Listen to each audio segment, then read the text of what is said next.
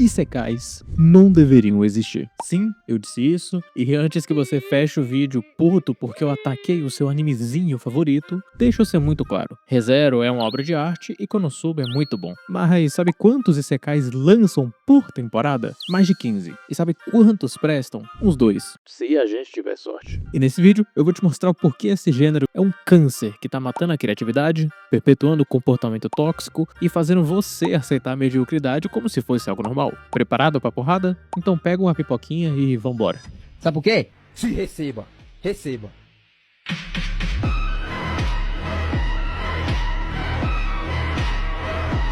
Primeira coisa que todo Isekai faz errado: o protagonista. Me explica uma coisa: qual a motivação do protagonista do último Isekai que você assistiu? Quais são os medos dele, os anseios e o que ele quer fazer além de sobreviver e upar de nível?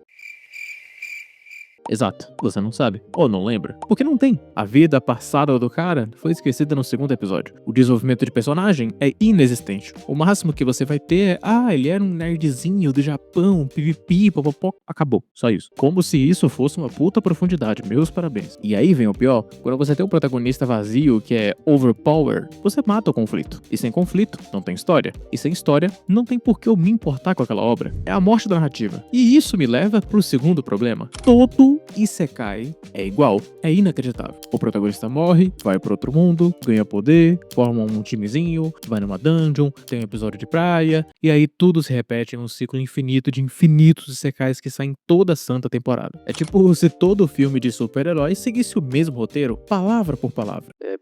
Obviamente isso não acontece, né? Por favor, não é isso que Hollywood faria por nós. Mas sério, a fórmula é tão batida que dá pra fazer um bingo de Isekai. O protagonista OP, o harém, a guilda de aventureiros, o episódio de banho ou de praia, a elfa, uma janelinha de status. E o maior crime disso tudo? Esse anime aí, o In Another World with My Smartphone, tem 3 fucking temporadas. Enquanto um anime bom não ganha nenhuma continuação, essa caralho tem 3. Isso é inacreditável. Hoje eu acordei meio estressado. E olha, tem um terceiro ponto aqui que a gente precisa tocar, e é meio delicado. Harém, fanservice, por isso só eu já acho meio cansativo. Eu já tive a minha fase, eu vou admitir, quando eu tinha os meus 14 aninhos, meus 15 aninhos, eu olhava e falava mulheres, elfas bonitinhas, olha que coisa bacana, que coisa engraçada. Legal, mas aí eu fiz, sei lá, uns 17 pra frente, eu falei, tá, não tem mais graça, já enjoei, acabou já. Mas tudo bem, ficção é ficção. Mas quando você normaliza coisas como escravidão, quando você trata isso como parte do mundo sem questionar, e quando você coloca personagens em situações questionáveis e trata como comédia, olha, eu não vou entrar num discurso moral aqui, mas é no mínimo estranho como isso virou normal no gênero. Shield Hero tem escravas, e Mushoku Tensei tem aquelas coisas lá de Mushoku Tensei. E tudo isso é tratado como, uau, coisinhas de anime, é parte da construção de mundo, você não entende. É porque o protagonista, ele tá no mundo medieval, nossa, De novo, ficção é ficção. Mas quando 90% do gênero tem esses elementos, a gente precisa pelo menos falar um pouquinho sobre isso.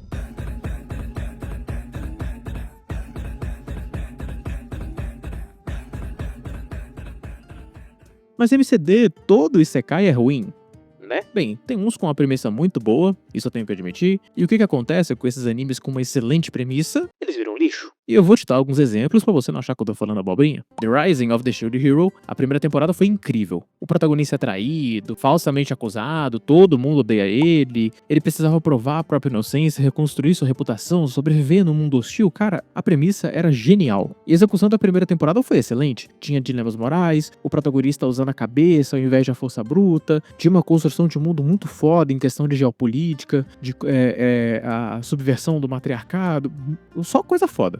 Só que aí veio a segunda temporada e virou um power fantasy genérico. O protagonista com um harém, problemas resolvidos na base da força, e esqueceram daquela premissa inteira. E da terceira temporada em diante, meus amigos, é só ladeira abaixo. Inacreditável. Mushoku Tensei, esse até dói falar. A premissa era interessante. Um cara falho, problemático, que tem uma segunda chance. Aí você pensa, nossa, ele vai ter uma redenção, ele vai ter uma evolução, ele vai ser uma pessoa melhor. E olha, tudo bem o protagonista ser uma pessoa ruim. Personagens falhos são até interessantes. O problema é cumprir a premissa. O anime prometeu redenção e entregou fetichismo. Prometeu evolução e entregou aquilo. Ah, mas na light novel o protagonista ele sofre, ele evolui. Cara, eu tô falando do anime. E no anime, a premissa foi esquecida. Virou só mais um isekai com world building bonito que não sabe mais o que ele quer ser. Eu até poderia citar Sword Art Online aqui também, mas eu acho que ele merecia um vídeo próprio pra isso. Inclusive, comenta aí embaixo se vocês querem um vídeo sobre Sword Art Online. Eu tenho muita coisa pra falar sobre esse anime. É um anime que me divide bastante sobre muitas coisas. E tem aquele anime também, o Choujin Kakusei, que são os jovens mais inteligentes do mundo, que vão para outro mundo, usando o conhecimento dele. A premissa original, né, de usar força ao invés da inteligência. Só que a produção foi horrível, a história desanda, e no final é só mais um anime de protagonista fodão. E é isso, pegaram uma ideia diferente e fizeram ela virar genérica.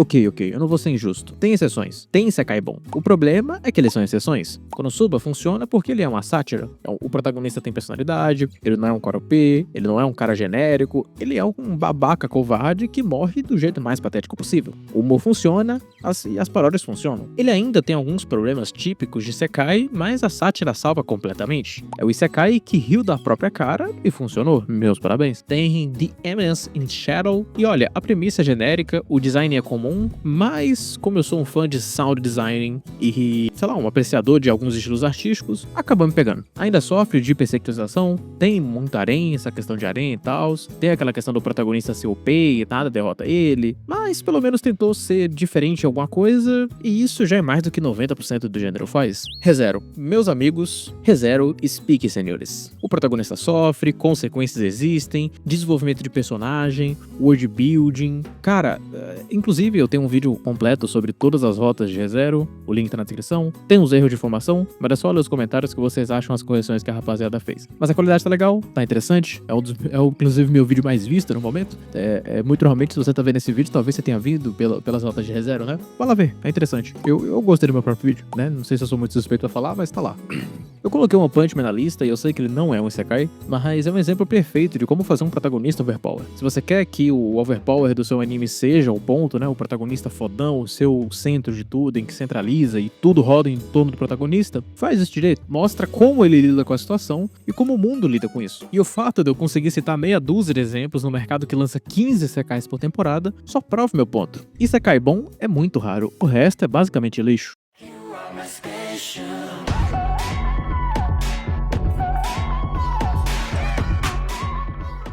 E agora a parada fica um pouquinho pesada, porque não é sobre anime ruim, é sobre o efeito que isso tem. Vamos falar um pouquinho de escapismo. Olha, todo mundo precisa de um escapismo às vezes. Tá tudo bem assistir anime pra relaxar, mas quando você tem um gênero inteiro vendendo a narrativa de que sua vida é ruim, morra e vá pra um universo melhor, onde elfas peitudas vão te abraçar e você vai ser a pessoa, o centro de tudo. Cara, eu acho meio complicado. A solidão, o isolamento e as bolhas sociais, a galera da nossa geração tá sofrendo com isso. E qual que é a solução que os isekais acabam vendendo? Ah, se você morresse e fosse pra outro mundo, aí sim você seria especial, aí sim você teria amigos, e aí sim você seria importante. Isso não é nada saudável. E tem mais, isekais só existe em massa porque tem gente assistindo. Se ninguém assistisse, as empresas não investiriam. Simples assim. Mas o público consome, as views entram e o dinheiro entra. E aí as produtoras pensam, pra que arriscar em algo original se a fórmula genérica dá dinheiro? É lucro fácil. E lucro fácil gera mais lixo. E sabe aquele ditado que time que tá ganhando não se mexe? Se o modelo de protagonista morre, pega uma elfa e fica forte, enche o bolso, por que diabos alguém iria arriscar fazer algo diferente? Criatividade, originalidade, experimentação? Foda-se. Faz mais do mesmo. É assim que o mercado inteiro fica refém de um gênero medíocre.